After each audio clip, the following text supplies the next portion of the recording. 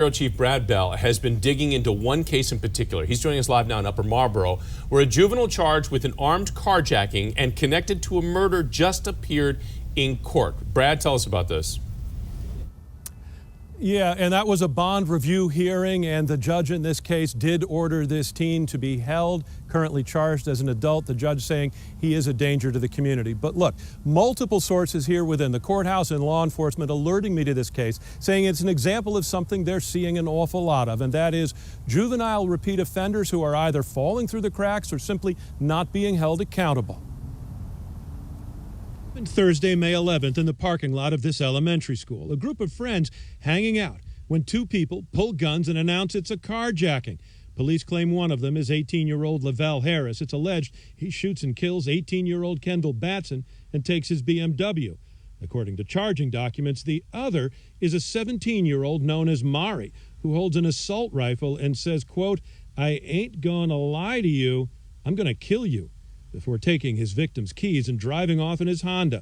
Now, multiple sources say that juvenile has been caught repeatedly with guns and has faced little to no consequence.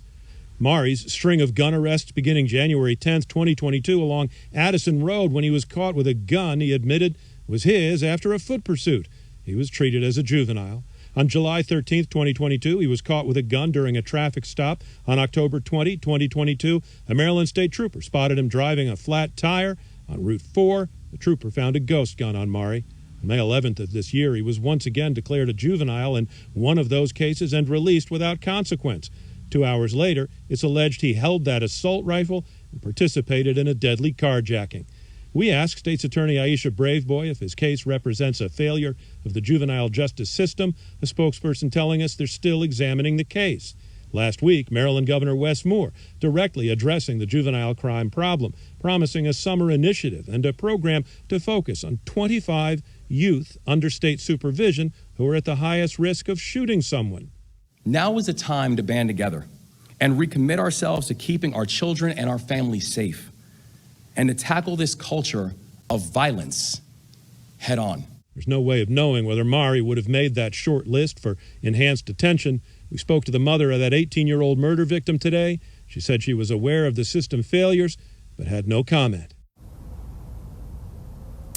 So just a short time ago, I did get a statement from the Prince George's County State's Attorney Aisha Braveboy, a spokesperson, saying they can't comment directly on the specifics of this case, but that there are problems with the way juveniles are handled. They say their priority is on fixing those problems, holding kids accountable, but more importantly, making sure they don't reoffend. Now, as for this young person, he had a lawyer in court today, and she got up and told his story, and it is a sad one. She says he has no parents. Both of them died.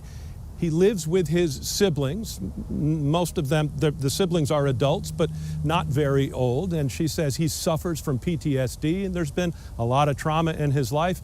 And she believes that he needs the services the Department of Juvenile Services can provide. In Upper Marlboro, Brad Bell, 7 News. A lot of layers to this problem. Brad, thank you. As 7 News has reported, under Governor Moore's new crime initiative, he plans to increase funding for several counties, including Prince George's County, and the bulk of that money will be used to fight juvenile crime. At the end of the day,